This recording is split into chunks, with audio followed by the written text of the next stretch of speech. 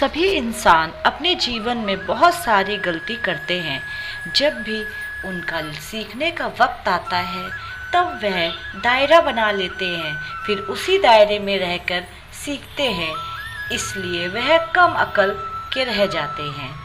आपके साथ कभी ना कभी ऐसा ज़रूर हुआ होगा।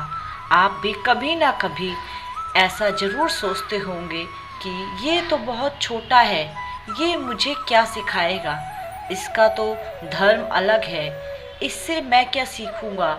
या फिर आप कभी न कभी यह भी सोचते हैं कि इसकी औकात ही क्या है मुझे सिखाने की, और इसलिए आप में अकल की कमी हो जाती है। तो आज हम बात करने वाले हैं हनुमान जी द्वारा 5 ऐसे गुणों के बारे में जो हर इंसान के अंदर ज़रूर होने चाहिए। तो ध्यान से सुनिए इन गुणों को। पहला गुण, जीवन में बड़े लक्ष्य बनाएं और उन्हें हासिल करें। सबसे बड़ी सीख हमें हनुमान जी की ज़िंदगी से मिलती है, वो यह है कि बड़े लक्ष्य बनाओ और उसे हासिल करके दिखाओ। आप सभी याद कीजिए, जब आप सब छोटे थे और कोई भी व्यक्ति आपसे प्रश्न पूछता था कि आपको अपने जीवन में क्या बनना है, तो आप उससे कहते थे कि मुझे पायलट बनना है, इंजीनियर बनना है, डॉक्टर बनना है या फिर कलेक्टर बनना है। लेकिन अब अपने आप से प्रश्न कीजिए, क्या आप आज वो हैं जो आप बनना चाहते थे? बिल्कुल नहीं। हनुमान जी के जीवन से हम यह सीख सकते हैं कि जीवन में हमेशा बड़ा लक्ष्य बनाओ और उस लक्ष्य को हासिल करके दिखाओ। हनुमान जी जब छोटे थे तो उन्हें दूर पर एक चमकती हुई चीज़ नजर आई जो कि सूरज था, और हनुमान जी को लगा कि वह कोई फल है और वह उसे खाने के लिए दौड़ पड़े। इंद्र जी ने उन्हें रोकने की कोशिश की, लेकिन वो नहीं रुके और उसे अपने मुंह में ले लिया। इसका मतलब हनुमान जी जब छोटे थे तो भी वह बड़ा लक्ष्य बनाते थे और उसे हासिल करके दिखाते थे। जब सीता जी को सब लोग ढूंढने के लिए आगे बढ़ रहे थे तो सामने एक बहुत बड़ा समुद्र आ गया। उनके साथ के बहुत सारे लोग हार मान गए। बहुत सारे लोग तो यह भी कहने लगे, अब हमें सीता जी नहीं मिलेगी, हमें वापस चल देना चाहिए। लेकिन उस समय भी हनुमान जी ने हार नहीं मानी। उन्होंने उस समुद्र को पार कर सीता जी को ढूंढ निकाला। जब लक्ष्मण जी मूर्छित हुए थे तब भी यही हुआ था। वैद्य ने कहा था कि संजीवनी बूटी से ही लक्ष्मण जी ठीक हो सकते हैं, लेकिन साथ ही साथ यह भी कहा था कि संजीवनी बूटी मिल पाना असंभव है क्योंकि वह हिमालय पर है और सिर्फ एक रात में उस जड़ी बूटी को लाना असंभव है। उस वक्त सिर्फ हनुमान जी ही थे जिसने असंभव दिखने वाले काम को संभव कर दिखाया।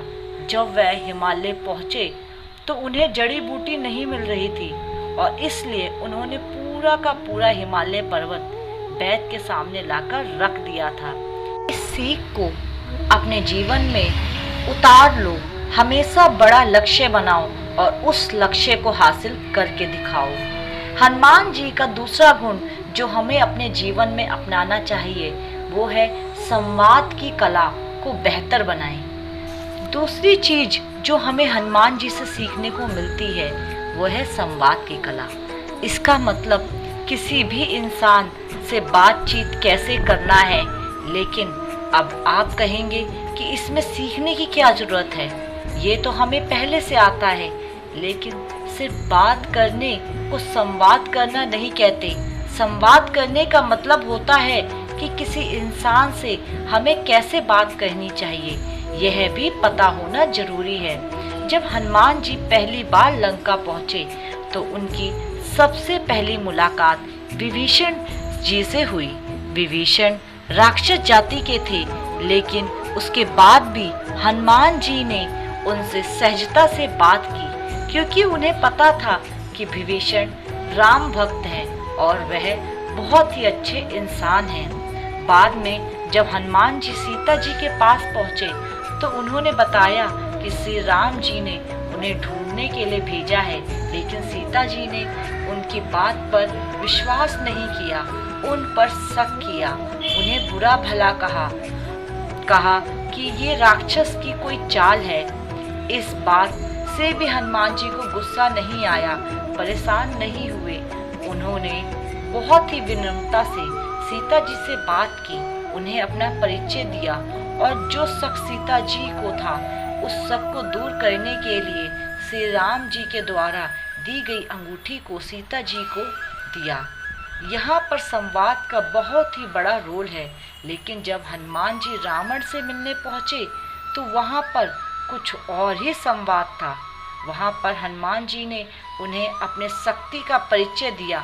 जो रावण हनुमान जी को सिर्फ एक बानर समझ रहा था, हनुमान जी ने बता दिया कि उनके अंदर कितनी शक्ति है। इसलिए आपको भी अपने जीवन में पता होना चाहिए कि आपको कब, कैसे और किस प्रकार बात करनी है।